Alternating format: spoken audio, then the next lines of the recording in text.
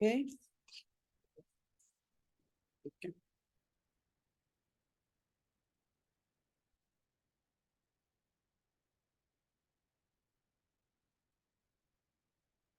Okay. Assalamu alaikum rahmatullah. And first of all, I would like to welcome Afruza Tanzi from Bangladesh, one of the LDC delegates from Bangladesh. And I know I won't be doing justice if I read your biography, but even though I will just read it, and then if there's anything that is wrong or anything to be added, I think Madam Tanzi can add. Madam Tanzi is a passionate social entrepreneur based in Bangladesh and founded H3O Bangladesh, an organization dedicated to improving health, literacy, health skills, and healthcare access for vulnerable communities with focus on rural population. H30 empowers individuals by providing resources, education, support to make informed decisions about their well-being. Tanzi is a thought leader in advancing social impact, and her efforts were recognized with the prestigious Diana Award in 2021.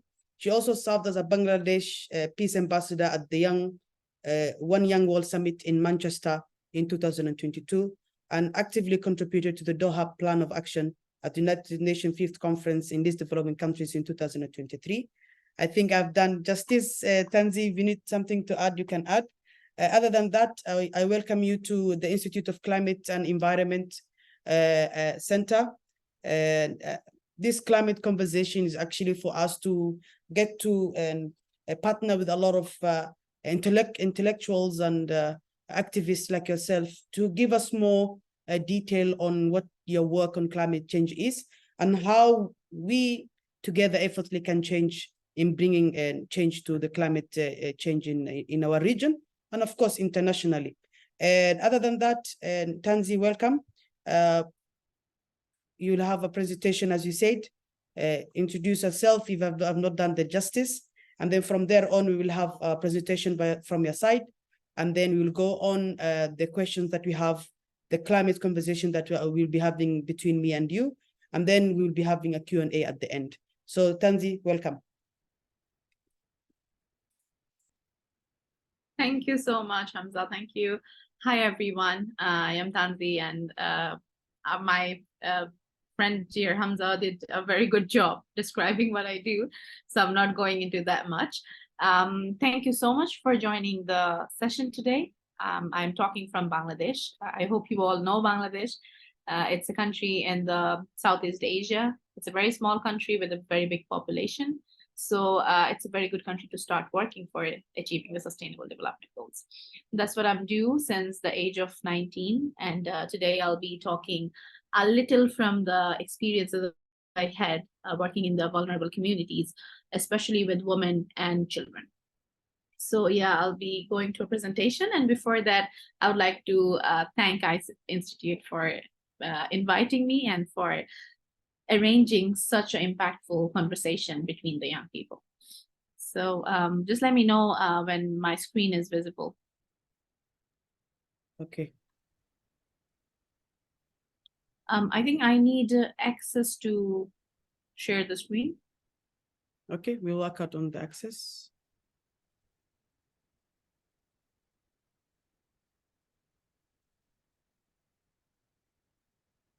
Have you requested for access?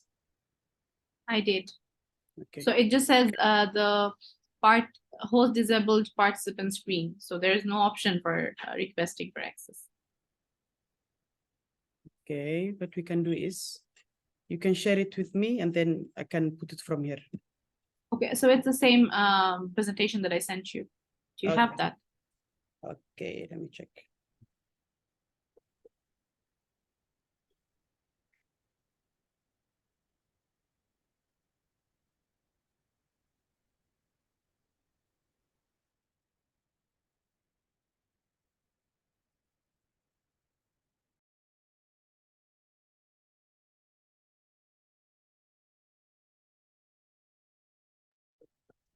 Okay, and things will be sorted out, but before they do that, can you just give us more details on H30, your organization, and what type of programs that they're doing currently in Bangladesh? Yeah, sure. H3O Bangladesh, it basically is a health literacy platform. So because in countries like Bangladesh, where the health system is very weak, kind of broken, because of course there are facilities which are not available in this part of the world, and at the same time there's a huge population that demands services. So we believe that the biggest gap in between these health services and healthcare is knowledge gap. So because of the knowledge gap, people have a very different attitude and perspective towards the diseases and towards their own well-being. And that's exactly the gap where we have started to work. So we raise and create the literacy that is needed for people, for individuals to make informed decisions about vaccination, about their own sexual and menstrual health, about the reproductive system, about smoking, about good nutrition, about cleanliness, hygiene. And then we moved, since I studied biotechnology in university, I graduated studying biotechnology. And I always have this passion talking about how AMR is a big issue, antimicrobial resistance. Because as how we are progressing in my country, where you do not need a prescription to buy antibiotic, so people do take antibiotics as a regular medicine.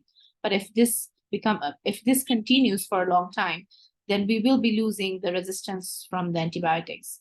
We will be getting resistant to antibiotics, and what will happen is we would never get cure from the diseases which could have been cured by antibiotics, right? So that's what also we are trying to advocate among mass population, how antibiotic is not something that you can take without regulation. That's the basic work we do.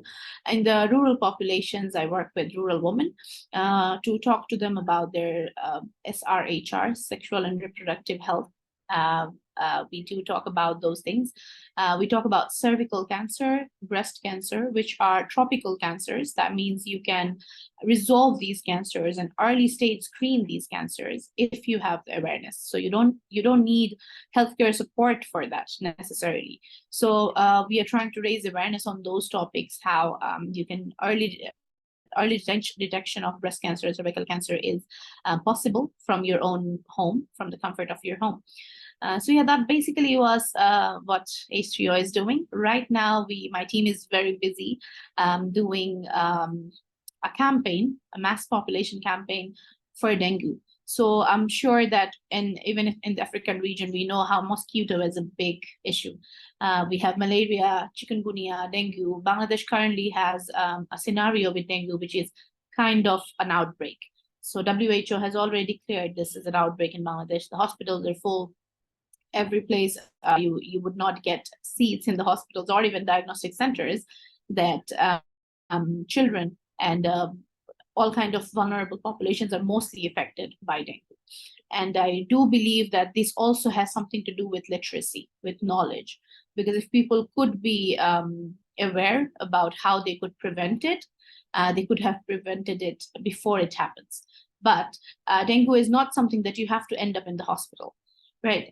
If you take proper care, if you know the treatment and measures that can be done at the home, you don't have to end up in hospital. But we make it too late to detect dengue in us. We have a tendency to ignore the symptoms and just take paracetamol to get rid of it. And this is when we start bleeding. This is when our blood counts start dropping, and sometimes it is fatal. So I do believe raising awareness on these topics can save a lot of lives, and that's exactly what I'm doing right now. Thank you so much, Tanzi. Actually, it's very inspiring to know the kind of work you're doing in Bangladesh, and it's true that, as you said, you'll be having a lot of workshops and concerning dengue, and as you said, African countries, we suffer a lot of things when it comes to dengue and malaria. So we need that kind of advocacy and awareness when it comes to health and hygiene and all that. So it's something that I think most of the participants who are listening to you will be more interested later on. I think now you have the permission to share the screen, and you can share, and then we can start. We can start going on from there on.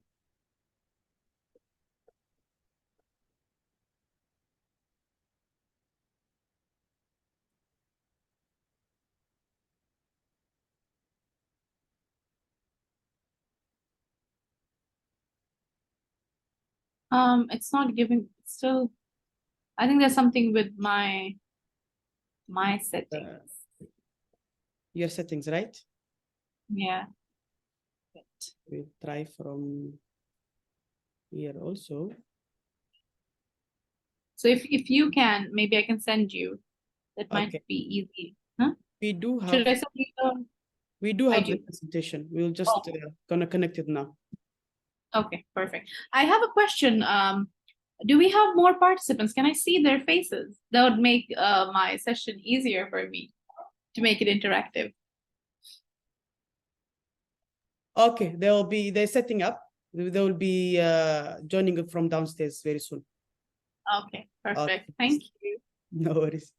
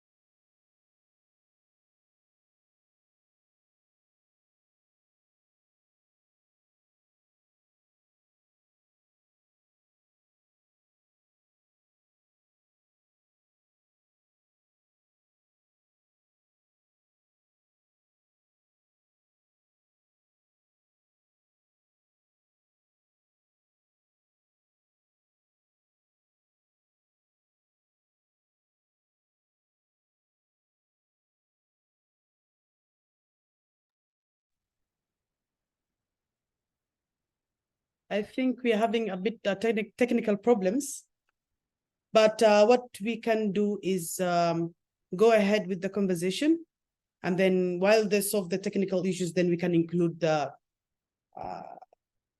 presentation. Is that good? You're muted.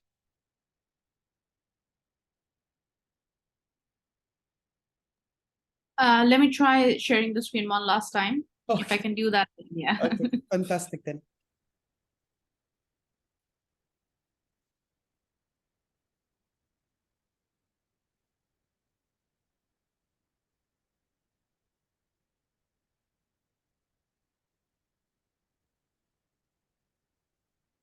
Not happening. Okay, then should we go first with the questions then? Yeah, we will do that, and then when they solve technical problems, they will inform me, and then we will do the presentation. I think that will be good. Okay. Starting with I wanted to ask you more about the current state of climate change, especially in your region. And one thing that we do share, even though Bangladesh is graduating very soon from the LDCs, it's the kind of climate change and its impact on the communities, especially in the countryside and rural communities. And what kind of ecosystem is there to actually protect them from the disasters of climate change? Thank you for the question. I think first of all, let me give you a disclaimer. There's no standard rigid ecosystem for that. That was the last question, but I would answer this first. Okay. And this is exactly why we need to talk about it. This is exactly why we need these conversations like how we are talking about climate change now, how young people are listening to us, is why we need to build a system. And when we put pressure, there will be an ecosystem for this. So we are the stakeholder of the ecosystem, and for now, there is no participation of us in the ecosystem. In this part of the world where I live, the biggest problem with the climate change is how climate disasters are so prominent. And it was used to be not this common. It used to be a rare thing. Like once a year you would get a flood. Once a year or once in a few years you would get a tornado.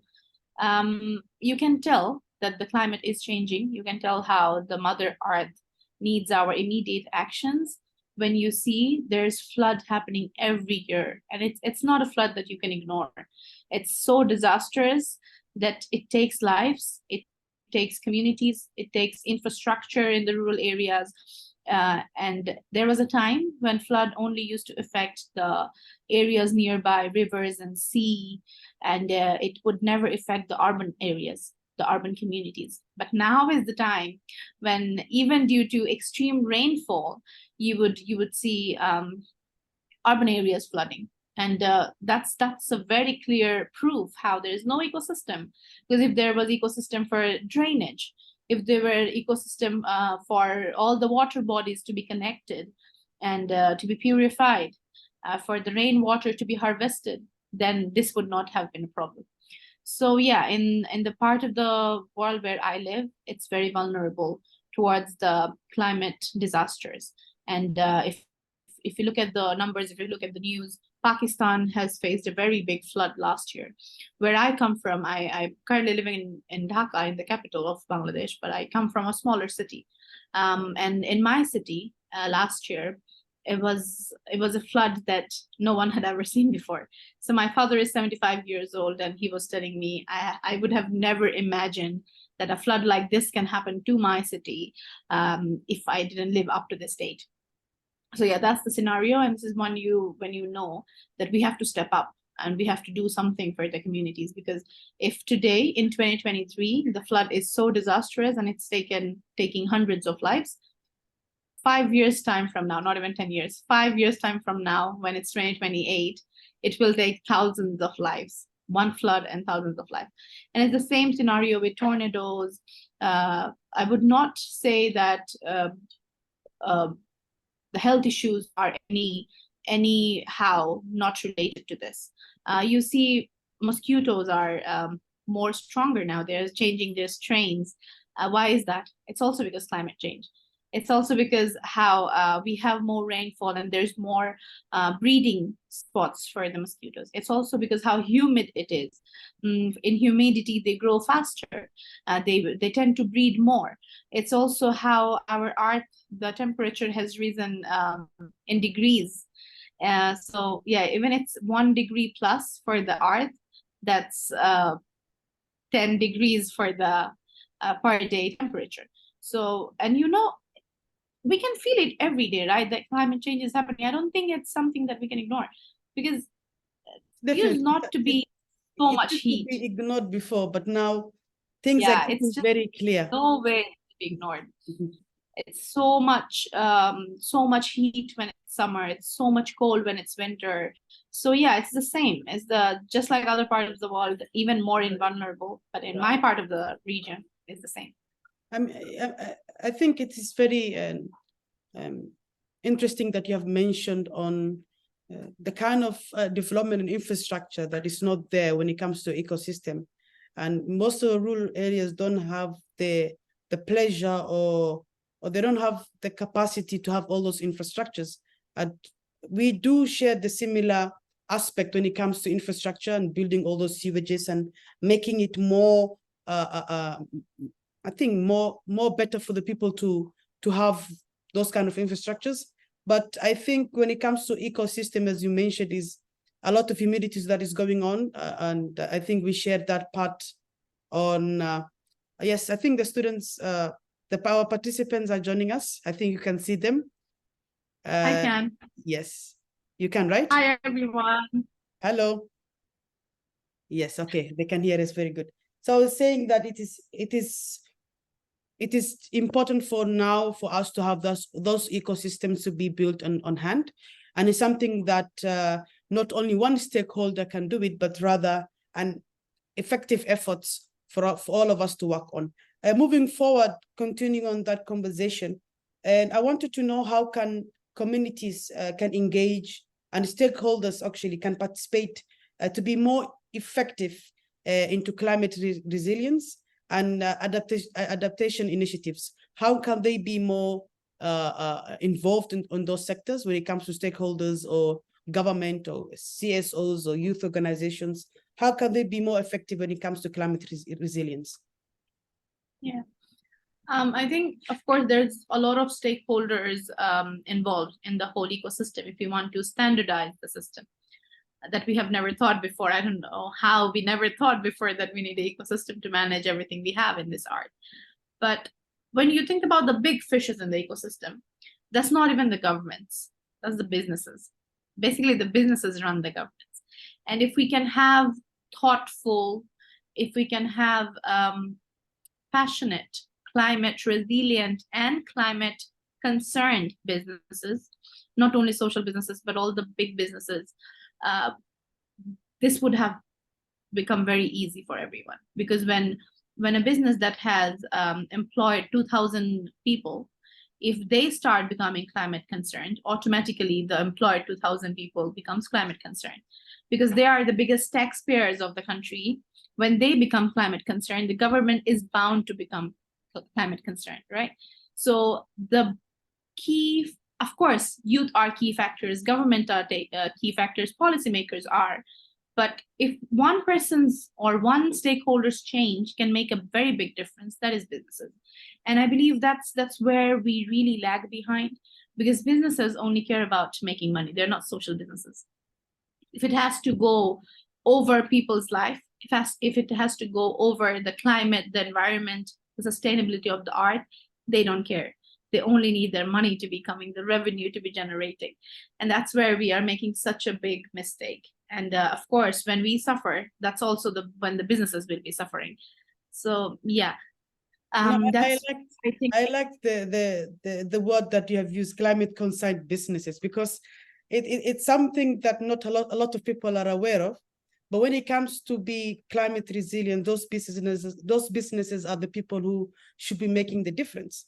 As you said, they're the taxpayers, they're the people who most of the people are working for. So if they command or if they adapt climate resilience rules and regulations for their businesses, it replicates. So it's something that very interesting to hear, and using that climate concerned businesses. I wanted to ask now something that we have talked a lot in LDCs, and I think you have also witnessed, because how can climate finance and international cooperation support climate change and climate advocates? It's very important for them to have those support when it comes to monetary values.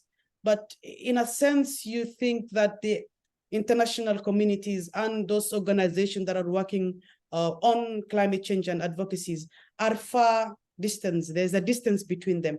So tell me, how can they be brought together in somehow, in addition to not be used as a tokenization, as we have discussed that a lot? And can you try to give us more perspective on how do you think that international corporations that are supposed to be, or international organizations supposed to be financing climate change organizations, the distance that is there and the tokenizations that we have talked about before? Can you give us more brief on that? Yeah, of course. I'm no expert for this, but I'm just sharing my opinion and perspective. I still believe climate change is something that we are talking only on the top levels. It's only for showing, it's only for big brands to show we are going green, because we are not using polythene bags anymore. We are using paper bags, but you're still cutting the trees to make those paper bags, right? So it's how we are greenwashing everything. So if there's big organizations and corporations, what they can stop big brands, businesses, governments from greenwashing. They take a lot of honor saying that we invested this big amount in climate advocacy, in planting trees. But who are the people who at the first place destroyed the planet that we have to recover from. These are the business and corporations, right? If from the very beginning, if at least from 50 years before now, we started to be climate concerned, this would not be happen. I'm not sure if a lot of people are known to this concept of climate points, climate credits, environment credits. So businesses does get green credits for how much environmental activity they do with their CSR funds and everything. And if it's a big business, of course, their CSR funds are very big. And for advocacy, if even a very short or small portion of that part can be given to the youth activists, to the climate organizations, to create a more sustainable chain, at least to create awareness, that would be more than enough, I believe. Because, and that's not something they would be doing for us because they want to support us. That is something that they would be doing because they already destroyed the earth for us and they need to make up for that. So even if it's not a CSR fund, but it's a part of their revenue, it's still needed. So the corporations, the big, even the corporations like United Nations, we have to create pressure on the big brands and businesses to stop greenwashing and actually do finance the green advocacy and the climate advocacy. So yeah, I mean, it's amazing to have that kind of pressure against greenwashing, and it's something that a lot of international corporations and international organizations are doing, and a lot of youth climate advocates should be advocating against greenwashing and also try to get at least to advocate for something that is on the reality based, where they can give a clear image on what is the climate change or what effects is they having in their community. So it's something really worth looking into. And moving forward from that on, I wanted to move forward to technologies and renewable energies. But as we have discussed, I think I'll be focusing more on climate change and its effects on health, which is your sector. And I believe that you can be more contributing from that side on. So tell me more about, when it comes to climate change, there's a lot of health issues and health problematic that is raising from that issue. How are youth advocates yourself who are working on climate and also working on health issues, are working on advocating and giving advocacy on those issues? And we're supposed to be achieving this by 2030. I think we have 7 years left to achieve the SDGs.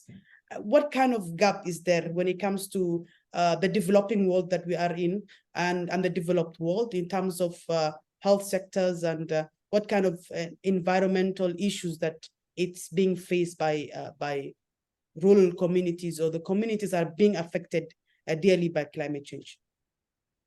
Yeah. Thank you so much. I love the question because that's what I would be able to give the most insights in. So I think when we think about climate action and we think it as a segregated part, you know, there are 17 SDGs, and then some of the advocates, or even if not an advocate, a young person feels passionate about quality education, feels passionate about gender, feels passionate about sustainable earning, SDG 3, 5, 8, even partnership. Don't we think that climate is not segregated from anything, from any of these? To achieve a climate action, to achieve a better sustainability for the earth, we have to ensure education, we have to ensure gender equality, reduced equality, and sustainable cities, everything. It's a cumulative effort, right? Mm-hmm. So we cannot think environment is on the top and then we can work on the things that we need very urgently, because climate is something which has become very urgent right now. So to all the youth advocates who are watching us right now, maybe some of you do not consider yourself as advocates, but if you showed up for this event, then you are an advocate, because you want to learn and you want to talk about these conversations, you want to be a part of this. That is what advocacy is. You talk, you mobilize the conversation, and that is what really matters. You note down one takeaway from this session, and you go home, you talk to your parents, you talk to your cousins, your brother and sister, and that's how you mobilize a conversation. And we have to, the young people have to talk more and more about it. When you see a plastic and you tell them that, oh, you're using this, but this is not good for the earth, this is not good for the planet. So there's a lot of small actions that collaboratively would become a big change, and that we have to take actions for. I'm sorry if I'm missing the part of the health, but now I'm coming to the health part, that how it affects. Take your time. So this climate is not segregated from health either. What we think when it comes to health, and we think, oh, that's an urgency because I have a fever and I might die from cholera, and we think that's so urgent. But why are these things still happening in 2023 when we have already discovered vaccines, when we have already discovered medicines, surgeries, doctors are there, nurses are there, healthcare is diagnostic? It's still happening. Is it still supposed to be happening like this every day? It's still happening because we could not control that climate. We could work on science, we could work on technology, we could work with innovation, but we did not work on climate. We had to see that in this ecosystem, there's not only us, there's parasites, there are microorganisms that causes dysentery, diarrhea, cholera that takes life. In this ecosystem, there's mosquitoes, there's bugs, there's insects that would be killing us in the near future, right? When we were thinking about healthcare from the past at least 50 years, we were thinking it as a segregated part, but it is very heavily dependent on climate. If we think about nothing else, but if we think about hydration, water that we have to intake every day. So in the healthcare sector, we talk about how we used to tell people that you have to drink at least 1.5 liter, 4 liters water every day. It has increased to at least 2.3 liters water every day. Why? Because the heat has become so severe that you have to hydrate yourself more. And this is exactly why, even if you were having enough amount of water every day, you were still dehydrated and you were getting sick and you were getting fevers and other diseases. So it's as simple as that. It's already in our health system. The climate is so much affecting our health system. So yeah, it's now or never. As long as we think that climate change is segregated from all the problems we have in our daily life, that is where the problem starts. Because everything is happening with us right now in our life, it's actually due to climate change. So yeah, and one thing that I can't forget to mention is pollution. Pollution is in every country, from New York to London to Bangladesh to every country. When we went to Doha, there's still pollution. So what is pollution? We are causing the pollution. We are the ones using the vehicles which are not really necessary. We are the ones burning fuels which are not necessary, not harnessing the power of solar, the power of sun. So yeah, we are creating the problems, and we can never think that, when we think, I'm not a big part of the climate change, I'm not causing this, but we all are. We all are causing climate change together. We are all culprits in this. So, yeah. And it's something that keeps most of us awake at night. When you're saying that you're culprits in this climate chaos that is going on around the world. But to be more specific, because we have a lot of participants who might be more involved in the climate phrases that we're talking about, but most of them might not understand the climate phrases or the language that we might be using. So I wanted to ask you, how can you explain climate adaptation in a layman language? And considering most of the people do not understand the climate phrases, and also how can young people be part of the climate adaptation? This is two questions that I wanted to ask. Can I use my slides? Is it still available? Because I think my slides do really justice to these answers. Definitely. I think that will be solved. I think the team will let me know. And okay. But just to go forward on that, how can young people be involved in climate adaptation? Okay, so we have been speaking a lot about the problem, and I'm pretty sure at least two or three of us, we already have a high blood pressure by now, that, oh my God, I'm living in a non-sustainable earth. But we have to adapt to the changes that that the environment has become, right? We have to adapt to the changes. We have to take new strategies. We have to change our lifestyles, and we have to think which disruptions of the earth we are creating, and is it really necessary, and what we can do to prevent that. So, okay, I think we have the slides. Can we go to the second slide? Second slide, okay.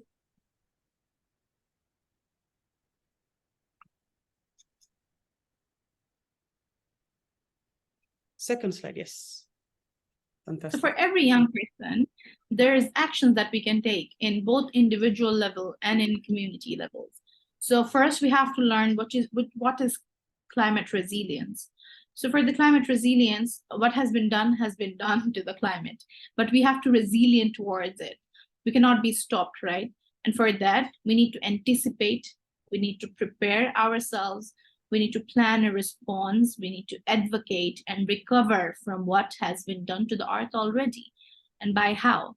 We need to stop using plastic. We need to stop. I know stopping plastic is probably a far run from here. It's a very distant target for some of us, because we live in countries, we need to be, the whole ecosystem need to be very plastic aware. But what we can do in personal levels, we can avoid plastics, right? And that's step one towards being climate adaptive.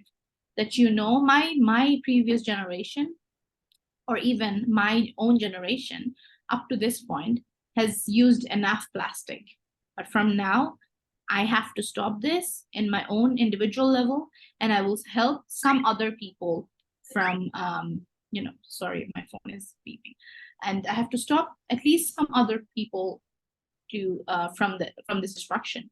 So that's adaptation. When you create a plan to adapt with the changes that are happening, when you have not only a plan, but you do take actions towards those plans to manage the risks that might be happening to the earth, to capitalize the opportunities that actually supports climate resilience. So yeah, there's a lot of options, and as we go forward in the next slide, if we can go, in the next slide, there are a few suggestions that what individuals can do.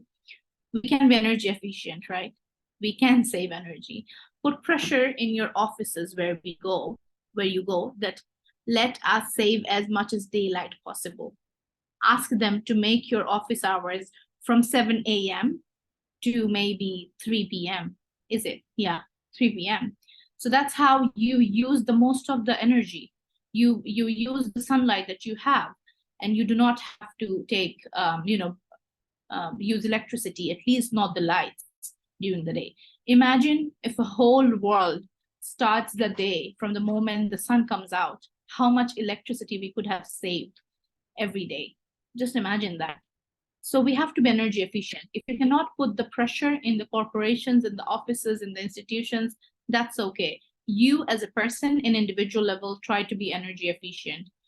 Use as less as electricity possible, not using the light while you are already using the phone.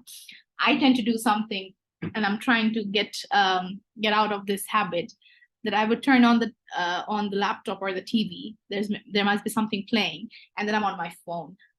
Then why am I playing the TV? Why am I burning that electricity for?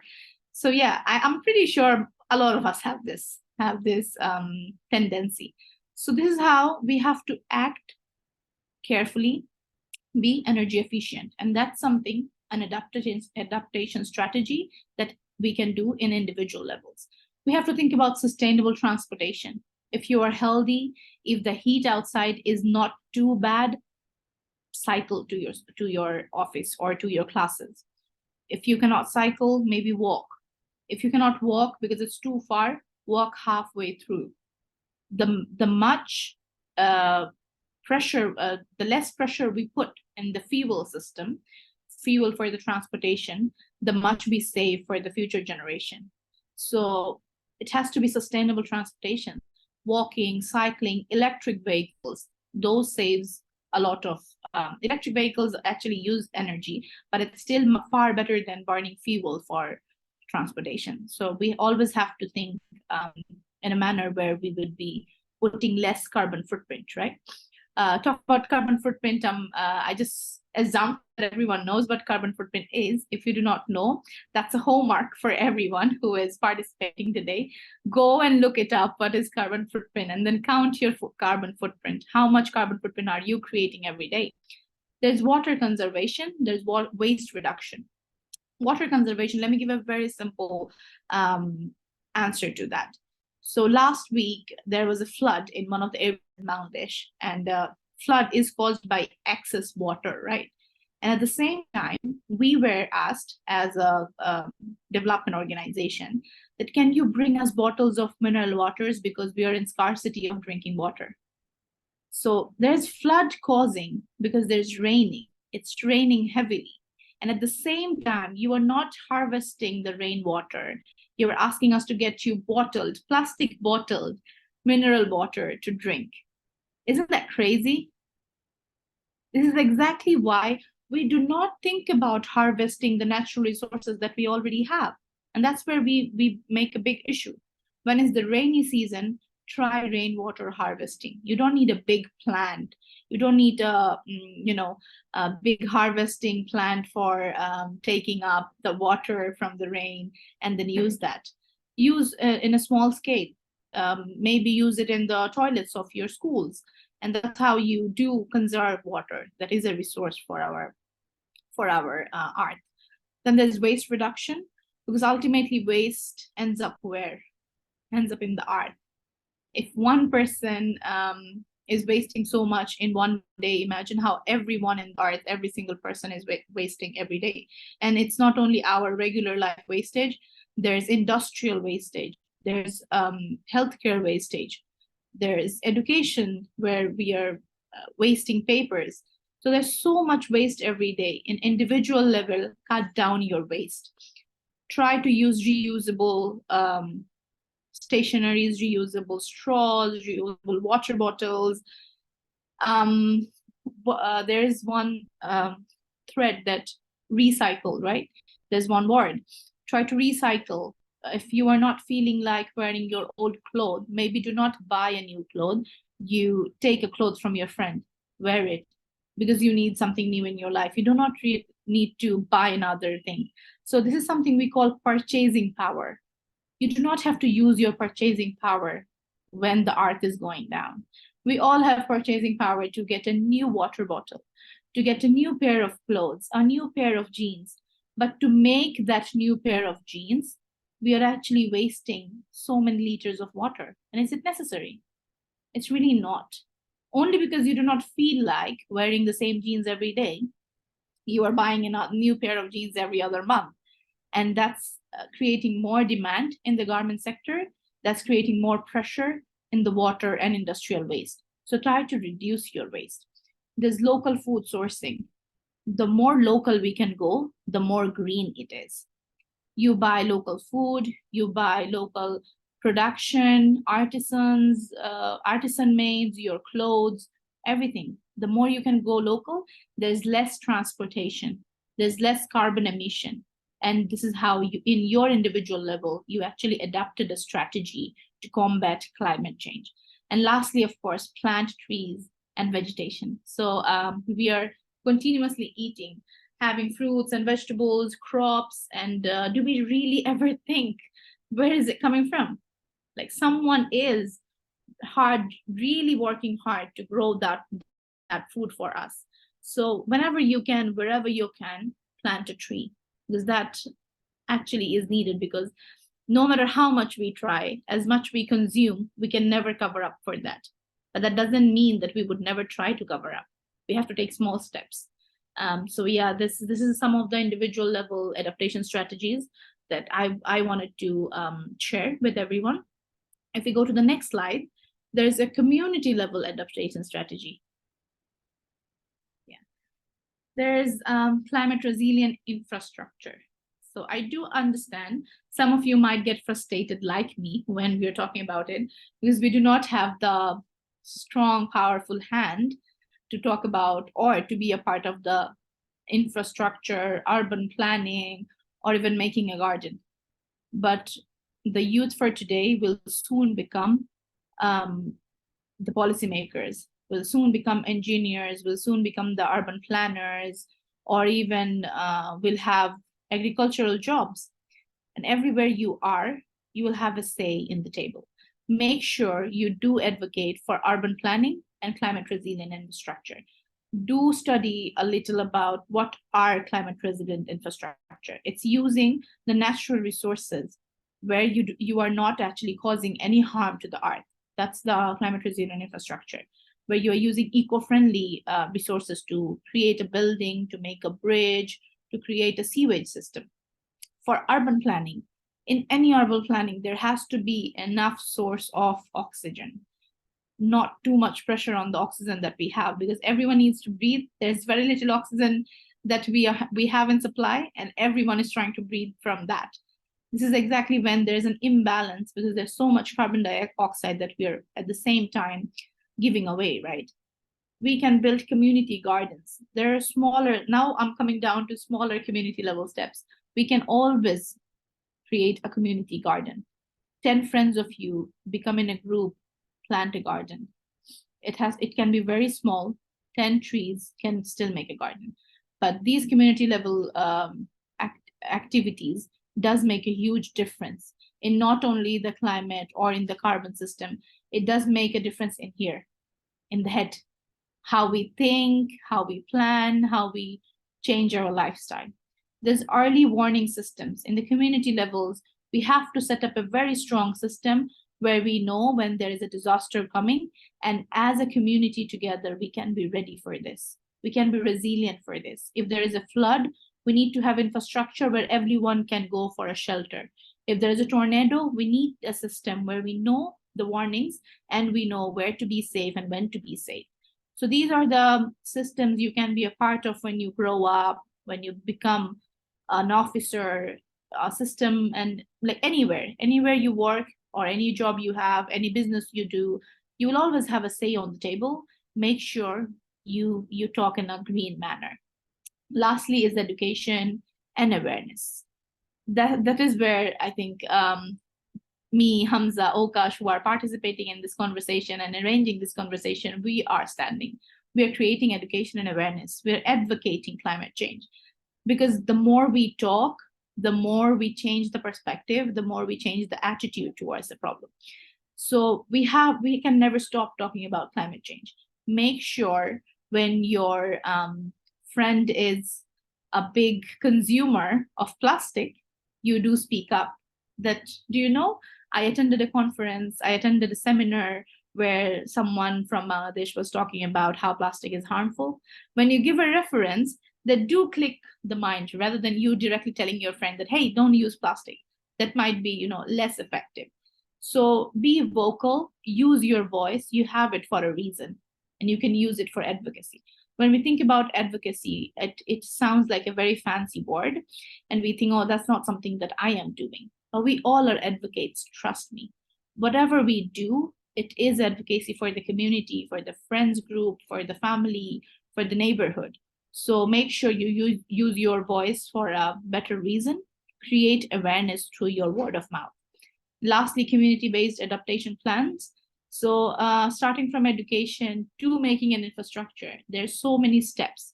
And in every step, you have to plan everything accordingly. So whenever you're planning, plan everything in climate resilient manner. Okay? Can I see a nod from the audience? Can I see a nod? Or a wave?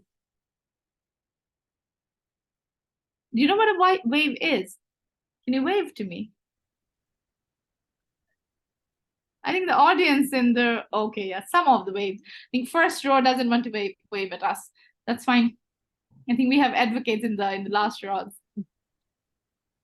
We have a wave in the chat box. Thank you, Sabrine. Thank you. So I can go to the, can we go to the slide 5? Okay.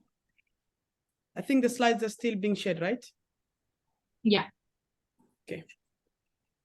So yeah, that's a question, and I want at least a few answers.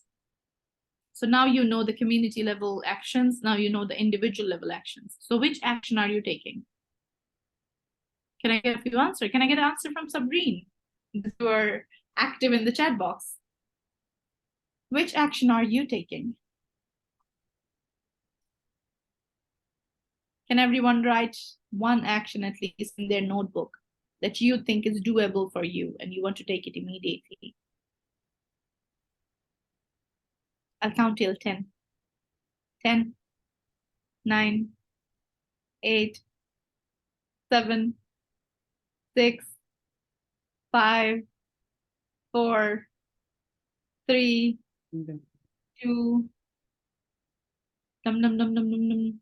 drum rolls. Sabrine has answered in the chat box. So Sabrine want to be for the community actions. She want to be a part of early warning system. Amazing, because we want to save people from the harm of climate disasters. As an individual action, she will stop using plastics. Yes, that's yeah, that's the easiest. Exactly. I think that's the easiest. Does anyone want to raise their hand and answer from the room?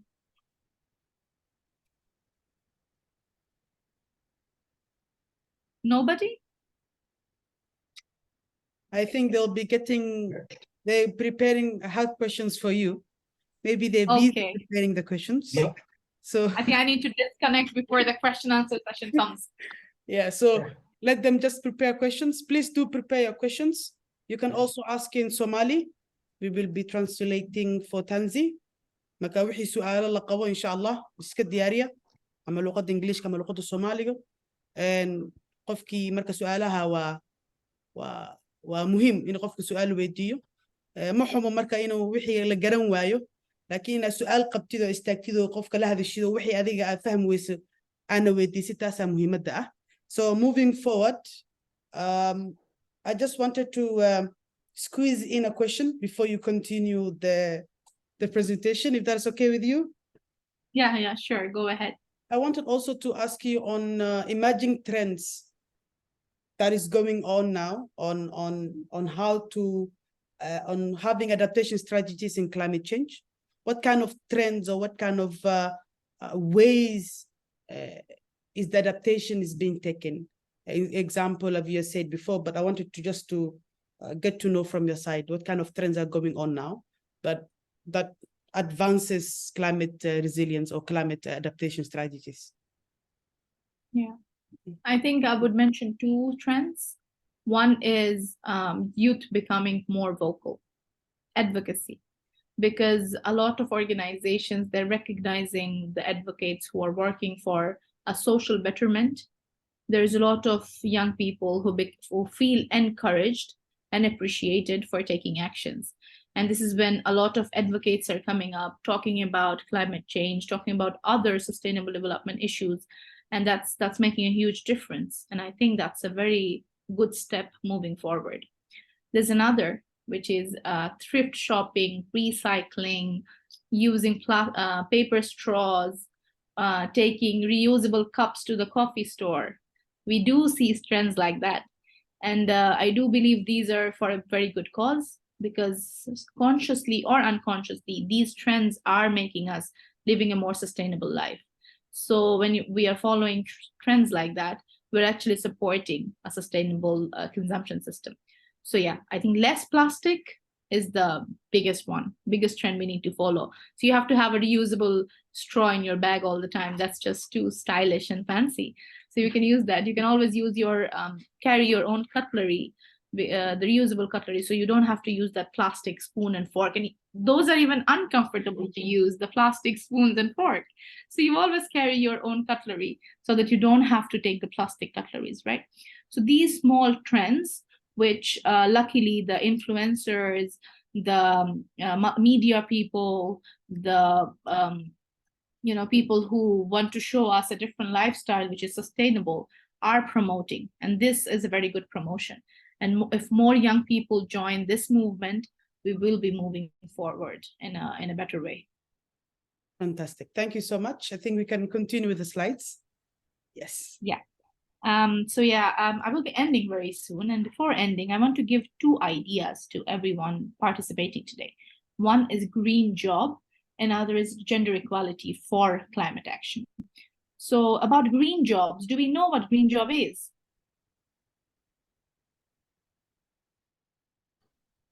Hello, Lucy.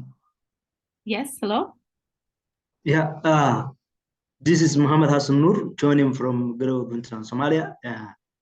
Hopefully that green jobs are jobs which are not and harming the environment.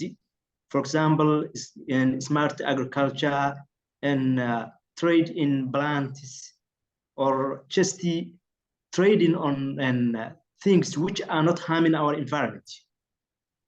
Yeah. So one of the biggest one is climate smart agriculture. When you are in utilizing your water, your land, your soil in an efficient way, which is not damaging the environment. So green environment creates a lot of jobs, including tourism, including trade of fruits and seeds like that. So it creates a lot of jobs. Thank you. Thank you. Thank you so much. Thank you. You explained really well. That's exactly what I would have done, but maybe not this well. So yeah, green jobs, when we think about green jobs and we think about agriculture, maybe it's only who are into farming, that's probably green jobs because they're in green environment. But that's wrong. Every job can be a green job. When you're working for sustainability, when you are thinking about making the best use of the resources we have without harnessing its power.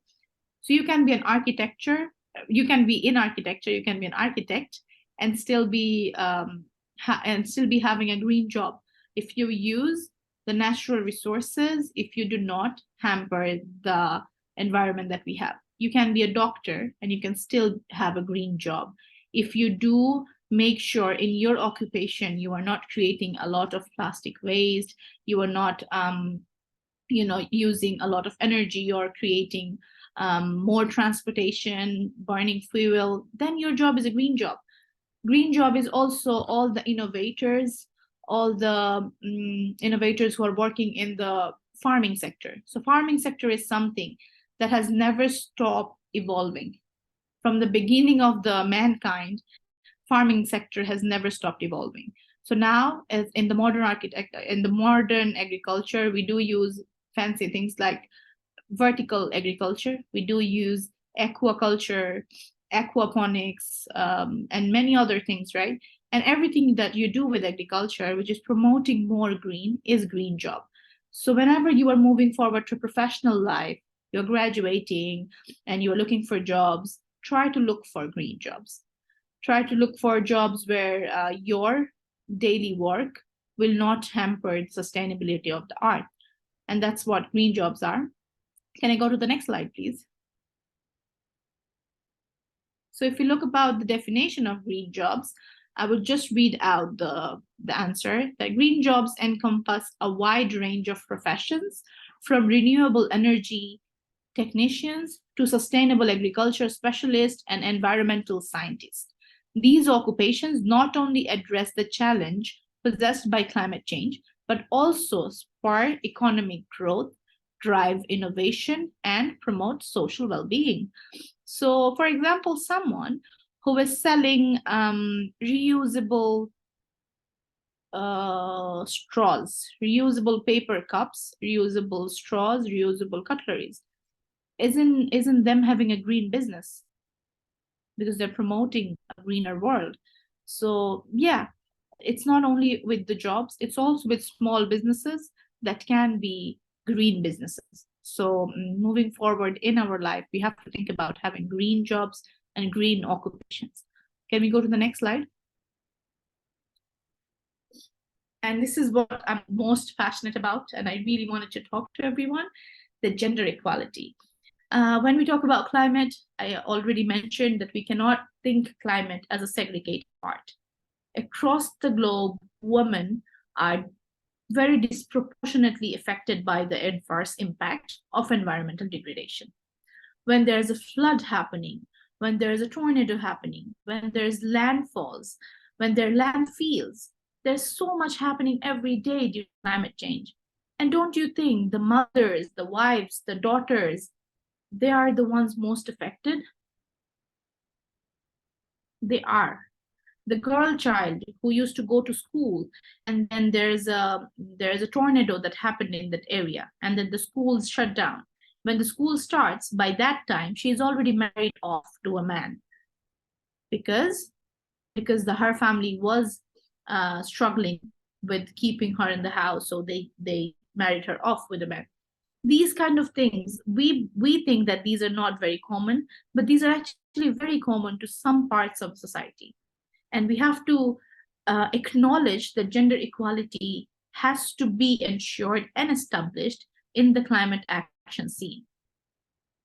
So all the climate related events, there is a very strong place of women, even though they're not recognized. Don't you think the knowledge, skills, perspective, and hard work of women are in the agricultural sector?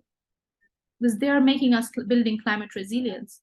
In my country, I'm not sure about your country. In my country, we always think about farmers as male. We think the men are the farmers, but their wives do work in the fields with them, do support them to work in the fields, do make the fertilizers for them. Aren't they agriculturalists as well? Aren't they farmers as well? We have to acknowledge women's place in climate change, because without women, without half of the population, we cannot achieve a sustainable world. So yeah, when you are talking about climate change, make sure you are not leaving behind half of the population. Yeah, I think that's the last thing I wanted to discuss. Is there any next slide? Yeah, there's one next slide.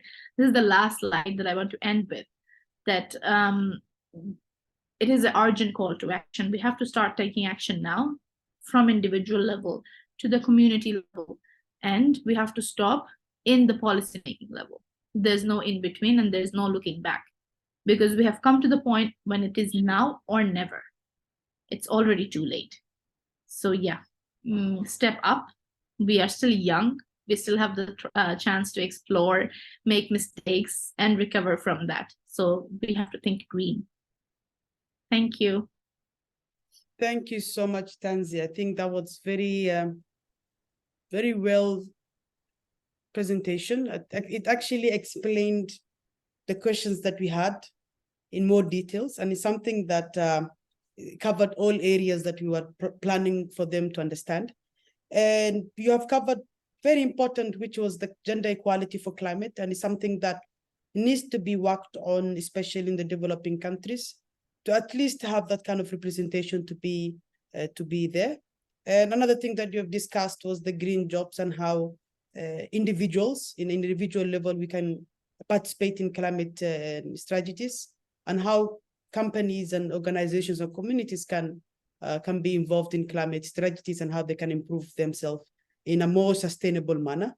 And before we move to the Q&A, I wanted to ask you further questions, which is, what are the key takeaways and actionable steps that individuals and organizations can implement to enhance what we have said in your presentation, in terms of adaptation in their respective context? In this context can be health and just say education. Yeah, thank you. I think we have to change the mindset. We have to start from the mindset. So whatever you are studying, wherever you're working, try to connect with climate, because we cannot expect a whole population, a whole generation to instantly start thinking about sustainability, start thinking about art. What we can do, we can connect art and climate actions with whatever we are doing. And I'm sure there is no occupation, no studies, no action in our life that does not connect with climate action. So find and explore that connectivity and try to work on it. This is how we all can be a part of this movement. I mean, that's very happy to hear, because whenever you understand that you can contribute as much as you can, and I like what you have said before, which is the word advocacy does not mean something big, but all of us are advocates in one way or another, and you don't have to be shy to talk. And at least if you can change a person's perspective, then you can move on to the community, to the neighbors, or further that, more further than that. So which is something that I would like again to remind our beautiful participants who are hearing us. There's a question from the chat. I think by Said Abdurrahman, what role do you see technology playing in enhancing climate resilience and supporting adaptation efforts? Okay. Can I give an example to answer that question? Why not? Yeah. So if it was not for technology, I would have to take a flight to Somalia to facilitate this conversation today. But I didn't have to. So I saved a lot of carbon emission for the world, right? This is exactly how technology is playing a very big role. And the more we can explore technology, the more we can implement technology in our daily life, we can actually support the adaptation efforts. The more we can go paperless, we have already moved to paperless lifestyle already a lot. The more we can go paperless using technology, the more we can save the trees. And that's how we are adapting and becoming resilient. So yeah, I think there are a lot other examples that I would not encourage you to look up, but I would encourage you to think on your own how technology has made this so simple. We used to send letters from one country to another. To send a letter, there used to be a cargo going from one country to another on the seawater that would affect the sea life, the life underwater, the fuel consumption. There's so many things. But now for that letter, we are just sending one email in 3 minutes, and that's done. So hasn't technology been becoming a very big tool to enhance climate resilience? Because if this was not for technology, I don't think we would have survived this far in this world where it has become so leet. I would say leet because someone mentioned in the EcoSoc, I have seen that the world is leet because we are burning. So yeah, we would have burned like a lot more if it was not for technology. So yes, I do see technology playing a role in everything we do to enhance climate resilience. I think I have received another question. It's a direct message. So someone has asked, in Somalia, people are cutting trees to cook food. What role deforestation plays in climate change? Plants, when we think about climate, I think the color green and plants are the first thing that comes to our mind, doesn't it? I think that, yeah, that's the case for most of us. So when you are cutting down trees to cook food, of course, that's a very sad thing. Because in 2023, I don't think that we still have to cut down trees to burn the fuel, to get the fuel and cook. But we also have to acknowledge that the resources and the facilities are not similar for everyone. It's not the same.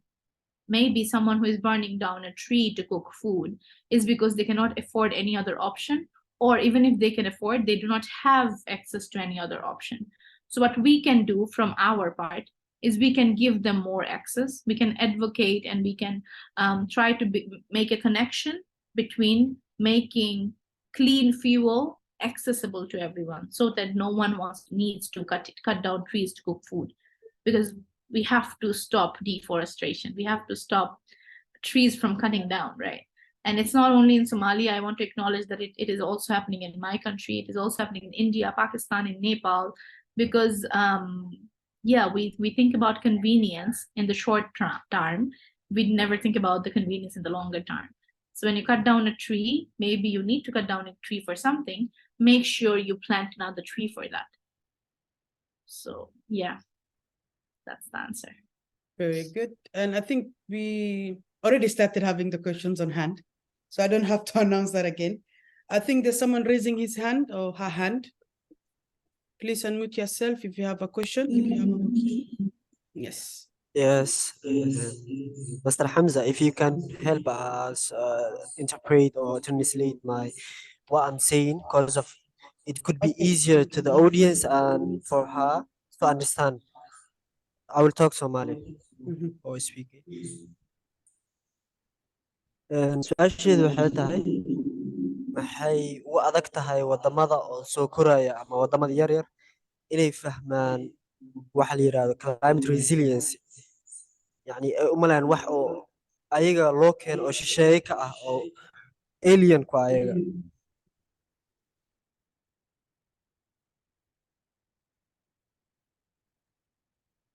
Hey?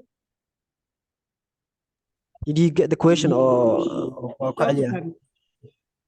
Okay. It's a very beautiful language, I must say. Even though I don't know it, but it sounded really good. I give free Somali classes. You can- Oh, that's nice. I'm just kidding. I'll contact you. I'm just kidding. And he asked a very good question, and which was he said that a lot of developing countries or a lot of least developing countries, it's very hard for them to understand the concept of climate change and climate adaptation.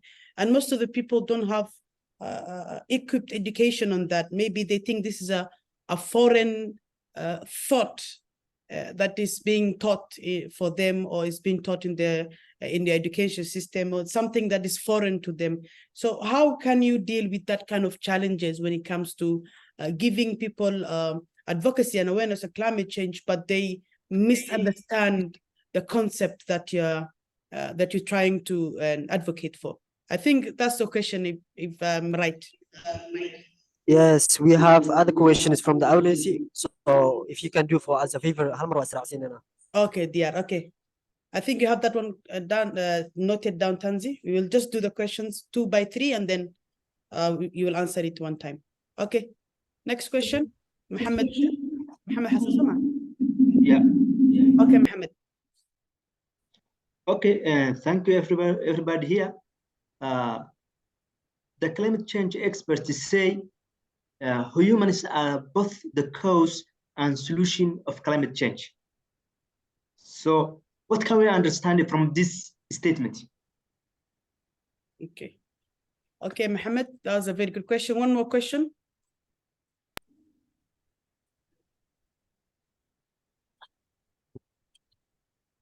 Okay. So my question is, what role does the government play in all this? And also, how can it contribute to supporting adaptation methods? Okay, thank you so much. I think I will let Tanzi answer those 3 questions. Thank you. Thank you so much for the questions. You know, when you ask questions, that means I could evoke something in the listeners. So thank you.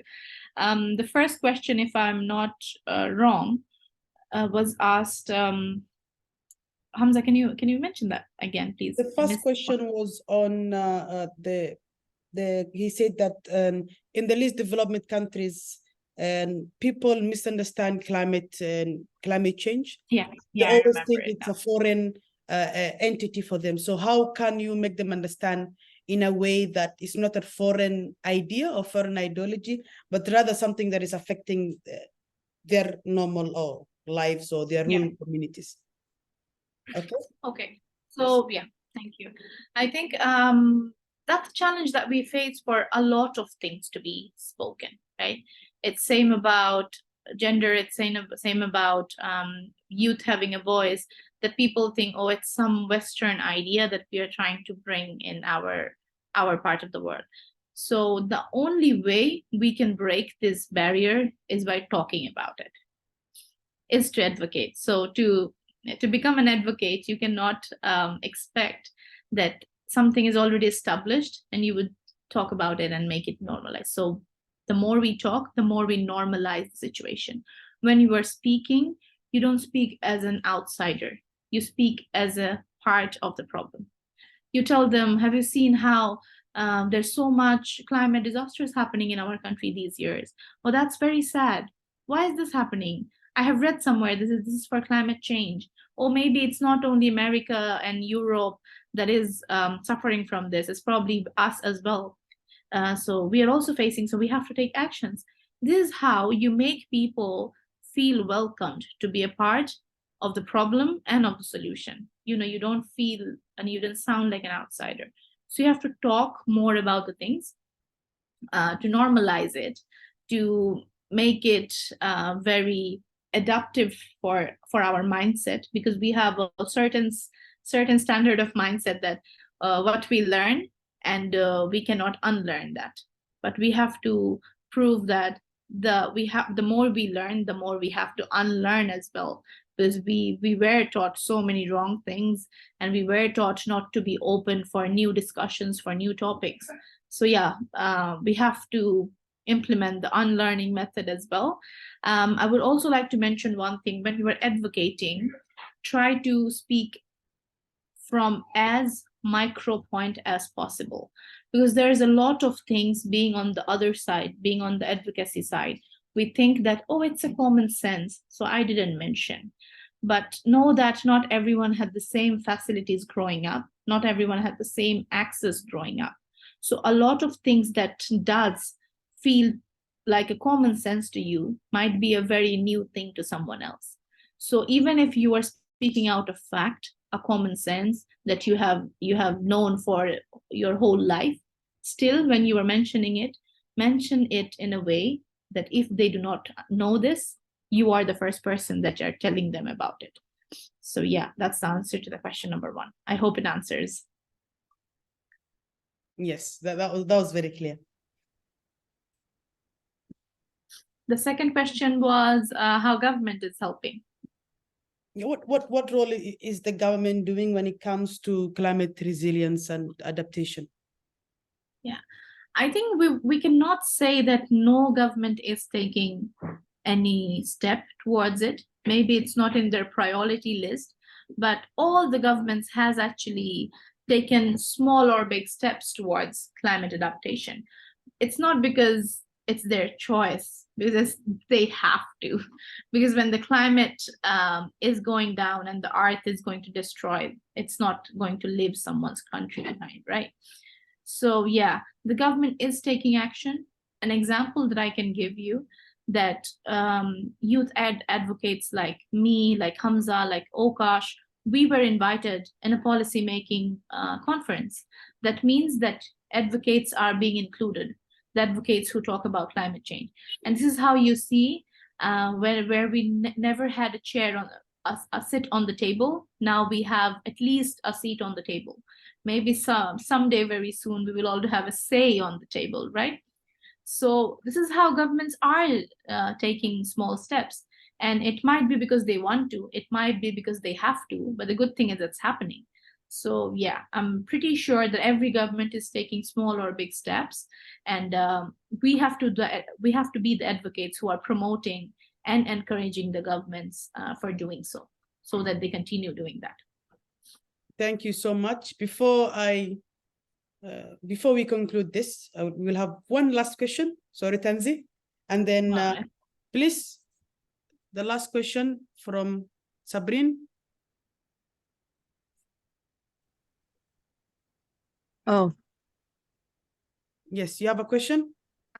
Yes. Okay. Su'ala. Okay, first, thank you, Tanzi, for the presentation. You give us easy tips to combat the climate change. You present understandable presentation. Thank you. I will ask you my question in Somali because it's a little bit long. So wiilkan wuu ii turjumi doonaa. Waxaan rajaynayaa inaa iga caawisaa. Anaa kuu turjumi. Okay, su-aasheeda waxa weeye, yani sidee baa looga dhaadhacsiin karaa dadkaaneeto oo jara dhirta inay deforestationka tahe dhibaato iyaga saameynaysa, because yani iyagan waxay risqi ka raadsanayaan, isla markaasna ma fahansanay dhibaato u keenayso. So dadkaas see looga dhaadhacsiin karaa inay deforestation dhibaato badan u keenayso? Thank you. Okay, and as I understood, she said, how can we make people understand, especially people who are working in agriculture and in the rural areas, to have less deforestation, or to not cut down the trees and save the trees, or maybe plant more trees. So she said, how can we give more advocates? In which way, or what kind of tips can we give them so that they can stop deforestation? So let's look at some psychological things in here.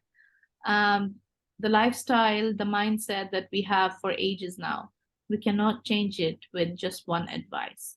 So if I was coming in this session today and I just directly told you that, hey, you have to take climate action. You have to, because the earth is destroying. Why don't you go and stop using plastic? Would that be helpful? I mean, that would just sound like my problem that I'm suggesting you. It's a unnecessary, unasked for advice. But when you go and we talk to them about why we need to plant more trees, why we need to stop cutting down trees, it's a very difficult conversation. Trust me, they would not come and listen to you, because every time, every minute they have in their life is very important for them, of course. But you have to make it very personalized. You know, you have to put their own lifestyle in that. You have to put the future of the child in that. And this is how you interact. It's the art of communication when you hit someone's psychology. So when you're advocating, it's not only giving out the facts that you have to do that and you do not have to do that. It's more like an open discussion. You sit with them, we talk to them, give them the platform to talk to you about what they feel. And then you share your opinion. This is how you systematically change a mindset. And I do believe it might be a struggle, but once you start hitting here, that would work. Okay, thank you so much, Tanzi. I think you can see the chat. I will just allow one more question.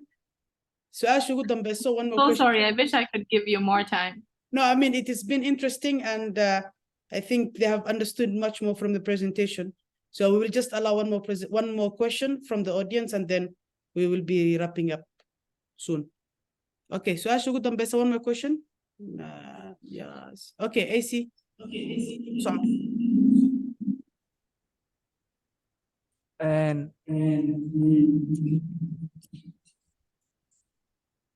su-aasha waxay tahay sidee teknolojiyadda uga qayb qaadan kartaa in climate resiliency-ga maanta aan ogsanahay adduuna.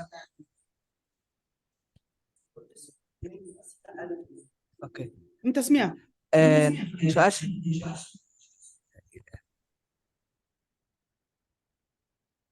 su-aasha انت سميع كلي اوكي اي okay وافهم تانزي su-aasheedu waxay tahay mataqaanaa maanta adduunka aan ku noolnahay waa adduun modern ah oo marba marka ka dambeysa technologiyad si improve garaymayso improvementigaas sidee loogu faa'iideysan karaa as technology ahaan in climate resiliency-ga wadamada soo koraya oo ay Soomaaliya ka mid tahay as technology ahaan yani doorka ruleka yani kaga banaan maxay tahay diyaar ay wala okay Tanzi, I think if I understood correctly, I think he's asking us on how can we use technology to help us more in climate adaptation or climate advocacy. First, you can use technology as a educational tool. 1-2 hours session would never help you to find out what actions you can take. You need to learn more, you need to read more, you need to get a lot more knowledge. Find the reliable sources, find the scientific papers, find the proven methods of working for climate actions, read those and find out your solution, how you want to do that. So that's the first role technology can play in for you to take climate action. Next, if you are arranging something for, say, a meeting,